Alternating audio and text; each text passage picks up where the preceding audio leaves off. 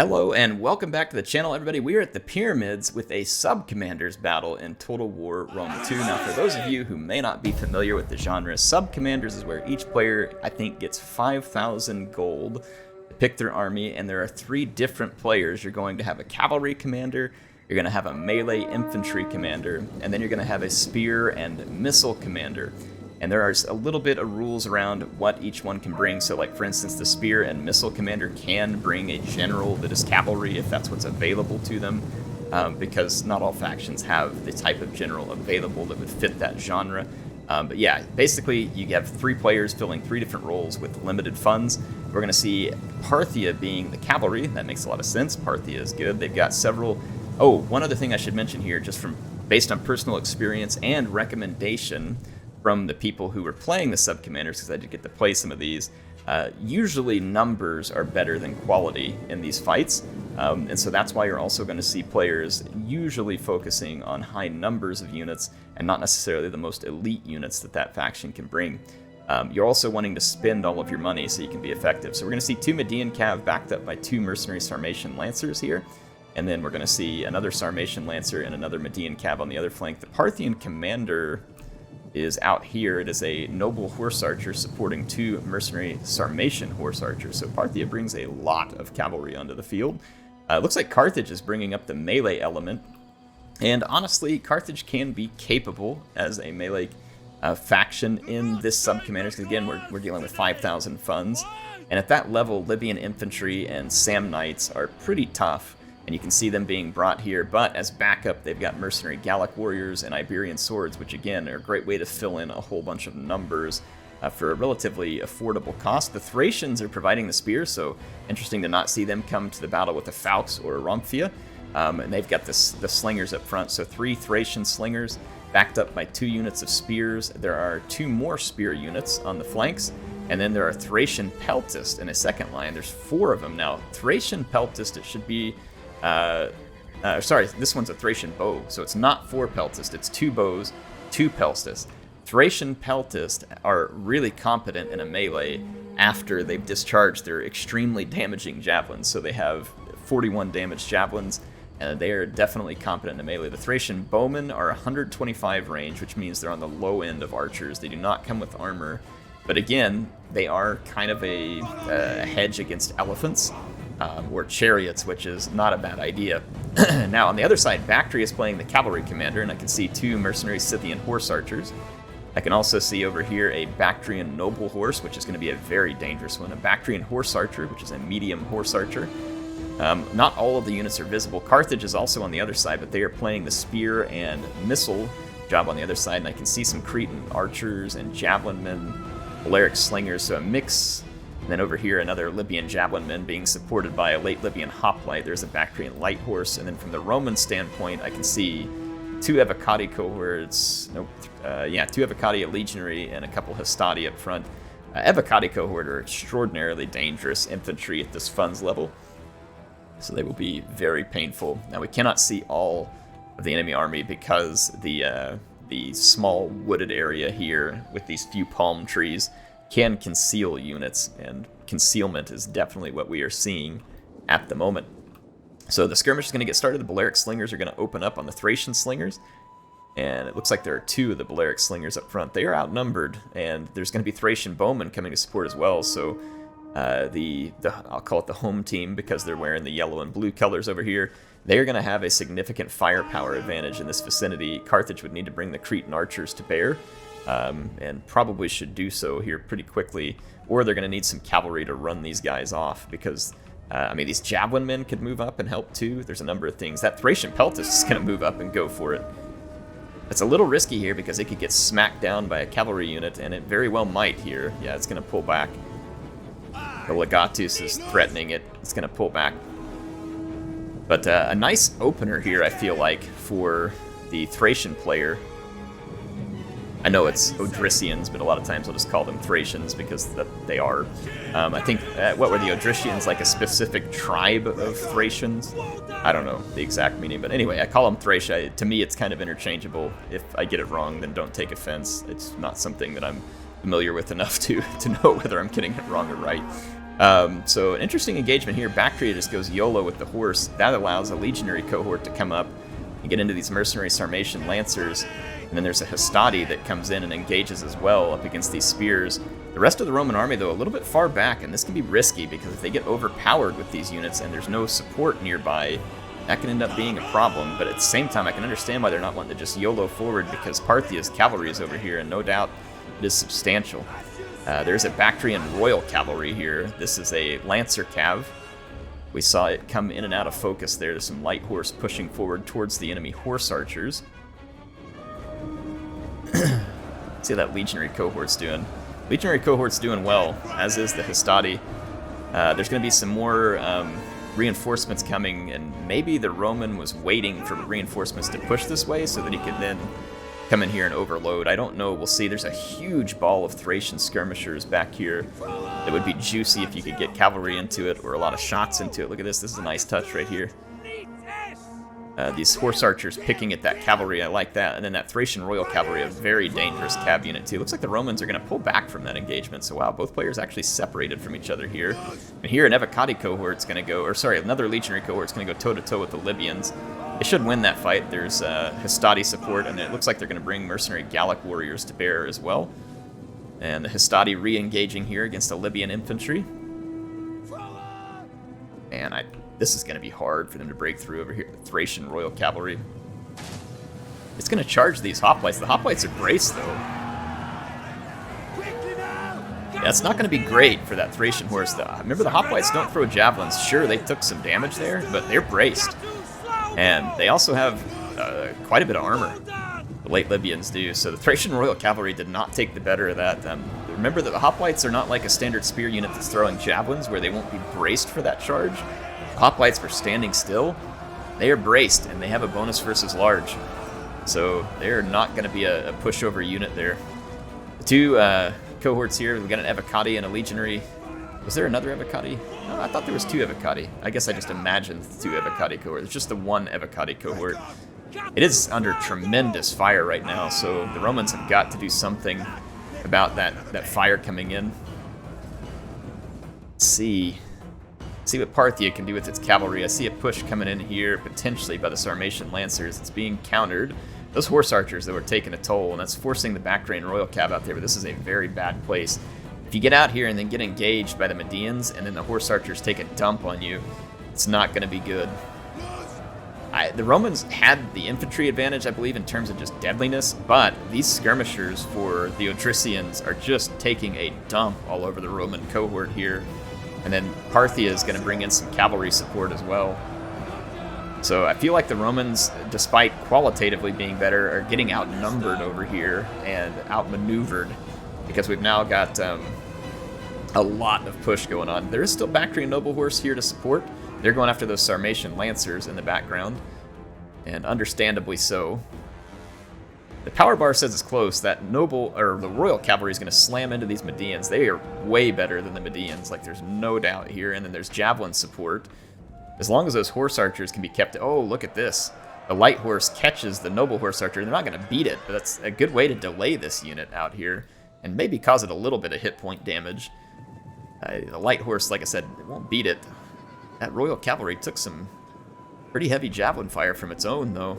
I'm not sure that ended up going great. The late Libyans are pushing there. This Royal Cavalry really needs to get over to these skirmishers. There's still some protection over there, but they've got to do something about these skirmishers because the Romans are being absolutely decimated by the skirmishers to the point where I think Carthage has basically already won the infantry fight. On the other side, the blue-bannered Carthage has won the infantry fight, I should say. And the reason I say that is because the Romans have taken so much damage at this point that I don't think it can be overturned. Let's see what's left back here for red-bannered Carthage. You got Cretan archers and Balearic slingers still. And let's take a look at here. Where did that Bactrian noble horse? The noble horse, that Royal Cav. The Bactrian Royal Cav ended up way out here on the flank chasing horse archers, and it looks like they are trying to pin them against the red line, and they might do so. But they're pursued by two Median cavalry, and their numbers are greatly reduced. The Bactrian noble horse is going to die. The best they can hope for at this point is that the horse archers can pour some damage in here. But yeah, the Bactrian Noble Cavalry is not going to live through this engagement, not even close. In fact, it's really not going to get any significant damage done on the Noble Horse Archer due to their high armor. Wow, yeah, that was not the engagement that Bactria hoped for, I'm sure. So at this point, I'm feeling like the yellow and blue bannered team of Thracia and Carthage and Parthia is looking to be in good shape. They have mostly wrapped up the fight for cavalry dominance, and the skirmishers continue to go unopposed, basically, at this point, and so the Roman infantry continues to suffer at the hands of those skirmishers, which means that blue-bannered Carthage here is going to wrap up and secure its infantry victory. And then, with all that happening, Parthia's cavalry is going to be able to come back in. Now here, the Bactrian Noble Horse does intercept and keep them from coming in, so Bactria was not out of the fight entirely. However, like I said, the target that really needs taken care of is over here, skirmishers, but it's too late. What was it, Darth Vader saying it's too late for that now, son? Like he knows he's gonna die anyway. Yeah, it's too late for that now. You can take the mask off. So here we go. We've got the legionary cohort going in for one last hurrah here against Carthage, and boy, look at the kills on that unit. They were certainly superior to the Carthaginian infantry. Now I say that Libyan infantry is pretty close. Pretty close. Like, these two aren't too far off each other, but still, the legionary cohort is the better unit, qualitatively speaking. I don't know how they stack up in terms of monetary trade. Rome still, look at that, despite having been beaten down so hard by the skirmishers, look how close that infantry fight is between Rome and Carthage there. Now, granted, you have a ton of skirmishers and spears left back here, so it still becomes what I think is going to be a rather clear victory, but again, don't underestimate the Romans' ability to get in a grind-out fight and do extremely well at it, because you can see that, all things considered, they did do very well at it right there. Friendly fire is going to get some of the Carthaginian troops there, but I understand why they're just trying to finish it off at this point. Some late Libyan hoplites fighting against the spears here, but all of this is kind of a last hurrah. The Parthian commander's trying to stay alive, and I think the Bactrians want him dead, as at least a little bit of payback for the defeat that they're going to suffer here. So understandable. I would probably feel the same way as the Bactrian player, like, hey, if I go down, I'm taking your commander with me. I have done such things in battles before. But yeah, we're going to see Bactria come back in for one last push here. Like I said, it's not going to be enough to finish it, I don't believe. There's just, I mean, if there's a little bit of Roman infantry left, this could end up being a really close fight, because it's mostly just spears, and the skirmishers are probably running low on ammunition. Say that they're slingers, though. They might still have a decent bit left. But yeah, it's pretty much over at this point.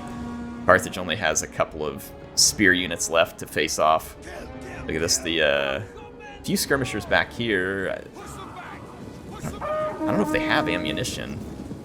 If they do, I don't know if it's enough to turn any tides. That Bactrian noble horse is kind of falling apart here, and it's really one of the only solid units left. Look at that, the raised banner. I thought that was a counter-cavalry tactics, but it was not. Alright, there we go. This might stabilize some of the horsemen to get into this combat, and that's good for them here to take out these skirmishers, because there's a few skirmishers left over here for Carthage. I don't think they can pull this off, but I don't know, maybe they can. They just wiped out all those skirmishers, and the balance of power just flipped hard against the home team. Is there enough ammunition left on the Cretans and the Balearics? Can they protect those skirmishers? Huh. The Libyan infantry is going to go start charging them. My gut wants to say no, but I don't know. Maybe we're going to witness a turnaround here. And it would be an epic turnaround if that's the case. Oh, look, the morale's starting to waver. I'm almost wondering if the Cretans should put like a flaming arrow or two over here. The Balearics are out of ammunition. Oh, the Cretans ran out of ammunition too. Yeah, look what happened with the power bar. As soon as they ran out of ammo, it just flopped right back. Wow, that was almost a turnaround. And like I said, that would have been an epic turnaround. Look at the body count in this battle. This is the kind of battle that would have made Pyrrhus blush. Whatever his name is. Pyrrhus, whatever his name was. However you pronounce it, yeah. With victories like this, who can afford to win? All right. Oh yeah, it's going to be a tight finish, but I just don't see how the red team can pull this off with just Cretan archers. I mean, unless they break the morale. Oh yeah, a flaming javelin. Ooh, that's a good thought. Will it be enough? The flaming javelins are going to hurt their own troops who get hit by it too. Oh, it's going to be a photo finish, folks. It is going to be a photo finish. Oh gosh. Will that spear rout? Oh man. How close is this? That one flaming javelin there at the end. Oh, the Bactrian noble horse routed. I don't think the Cretans can carry it now because there's a lot of spears left. Holy crap, that was a photo finish. Dang. I don't know, the Cretans are still holding on to their morale. If something causes these units to rout, like an attack in the rear, just anything small. Oh, dang. Cretan archers in melee for the finisher. Nope, okay, that sword stabilized. That is a bad sign for the Cretans. Yeah, it's turning. They're starting to lose the melee combat. Wow. What a finish. I mean, just one or two entities more still in the fight, and the red team probably takes this one home with that last effort there. And that flaming javelin was a beautiful touch there at the end that just about won the battle. Dang, man, what a finish. I'm going to fast forward this as they fight each other here. Wow. That might be one of the most epic sub-commander finishes I've ever seen. That was really neat. So Sol Invictus with his Odrysian Kingdom, boy, you did great with those skirmishers, Sol. I mean, that was an epic performance with the skirmishers. They were laying waste to that Roman infantry. And Magnus, I mean, despite getting absolutely dumped on by Sol's skirmishers, still managed to pull in a lot of kills and essentially defeat Carthage's infantry over here. Not quite, but he got close. So Carthage did walk away with a few Libyans left, and then there was some Thracian spears left. They ended up being clutched there. Who was it? It was this Bactrian player here. So Alexander that threw in that last javelin, I believe. Was it the Bactrian player? Who was it that threw in that last javelin from this red team here?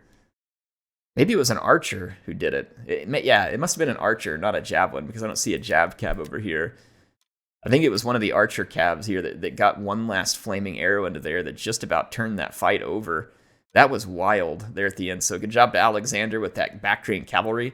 Look at this, 231 kills, triple chevron. I mean, that is a pretty stellar performance. And then Adler here with the Carthaginian support team. That is some brutal work with those slingers, and nice work with the Cretans, by the way, too, keeping them alive. So very nice job by Carthage in the support role.